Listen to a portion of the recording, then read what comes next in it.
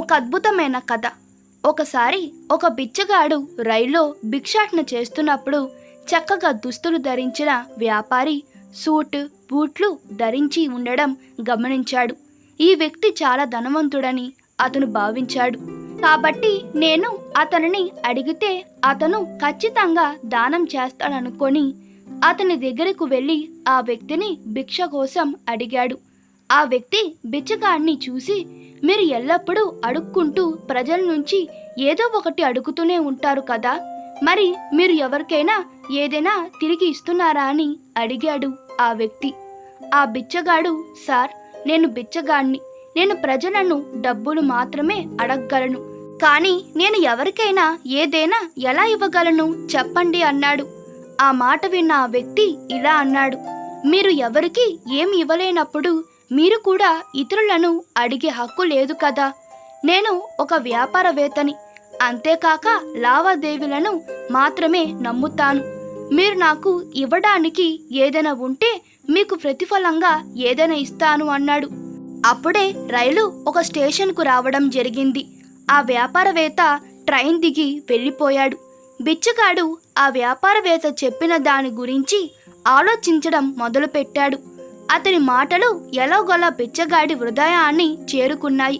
ప్రతిఫలంగా నేను ఎవరికి ఏమి ఇవ్వలేనందున నేను భిక్షంలో ఎక్కువ డబ్బు పొందలేను అని అనుకుంటూ ఆలోచించడం మొదలుపెట్టాడు. కానీ నేను బిచ్చగాడిని, ఎవరికైనా ఇవ్వడానికి నా దగ్గర విలువైనదేది లేదు. రోజంతా దీని గురించే ఆలోచిస్తూ గడిచింది. మరుసటి రోజు అతను స్టేషన్ దగ్గర కూర్చున్నప్పుడు అతని కళ్ళు స్టేషన్ చుట్టూ ఉన్న మొక్కలపై వికసించిన కొన్ని అందమైన పువ్వుల మీద పడ్డాయి. వెంటనే అక్కడి నుండి కొన్ని పువ్వులు తెచ్చుకున్నాడు. భిక్షాటన చేయడానికి రైలు ఎక్కాడు. ఎవరైనా అతనికి భిక్ష ఇచ్చినప్పుడు అతను వారికి కొన్ని పువ్వులు ఇచ్చేవాడు. ప్రజలు ఆ పువ్వులను తమతో సంతోషంగా ఉంచుకునేవారు. కొద్ది రోజుల్లోనే అతను చాలా మంది తనకు భిక్ష పెట్టడం మొదలు పెట్టడాన్ని అతడు గ్రహించాడు. అతను స్టేషన్ దగ్గర ఉన్న పూలన్నిటినీ తెంపేవాడు. అతనికి పువ్వులు ఉన్నంత వరకు చాలా మంది అతనికి భిక్ష పెట్టేవారు. కానీ అతనితో ఎక్కువ పువ్వులు లేనప్పుడు అతనికి పెద్దగా భిక్ష వచ్చేది కాదు. ఇలా ప్రతిరోజు కొనసాగుతూ ఉండేది. ఒకరోజు అతను భిక్షాటన చేస్తున్నప్పుడు అదే వ్యాపారవేత్త రైల్లో కూర్చొని ఉండడం చూసి బిచ్చగాడు వెంటనే అతని దగ్గరకు వెళ్ళి, ఈరోజు మీరు ఇచ్చే భిక్షకు బదులుగా కొన్ని పువ్వులు నా దగ్గర ఉన్నాయి, అవి మీకు ఇస్తాను అన్నాడు.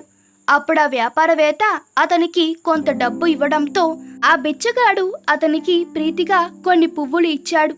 ఆ వ్యాపారవేత్తకు బిచ్చగాడి ఆలోచన బాగా నచ్చింది, బాగా ఆకట్టుకున్నాడు.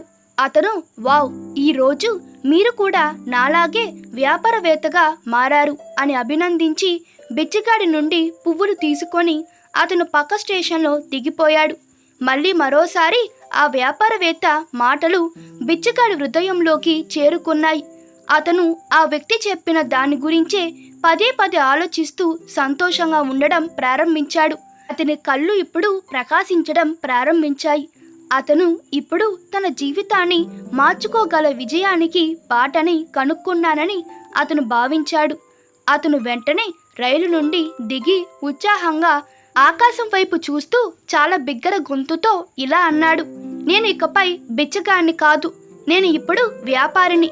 నేను కూడా ఆ పెద్ద మనిషిలా పెద్ద వ్యాపారిగా మారగలను, నేను కూడా ధనవంతుని కాగలను అని అనడం జరిగింది.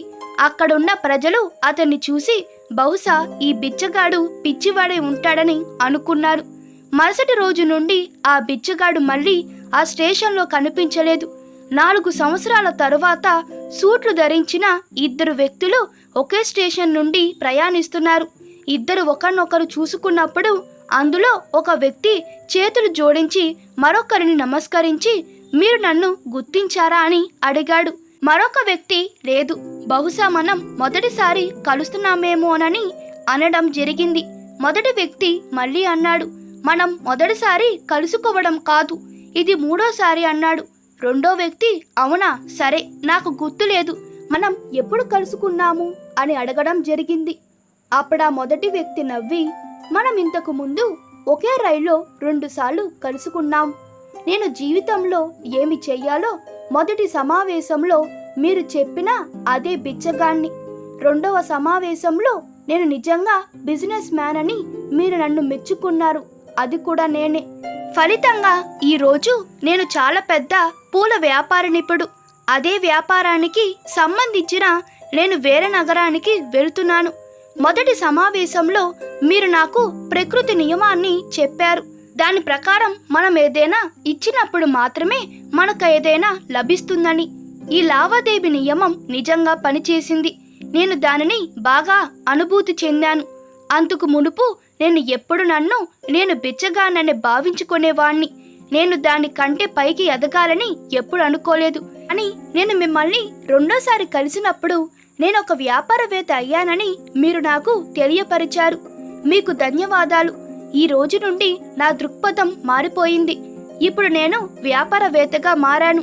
నేను ఇకపై బిచ్చగాడిని కాదు అని ఆ వ్యాపారవేత్తతో అనడం జరిగింది.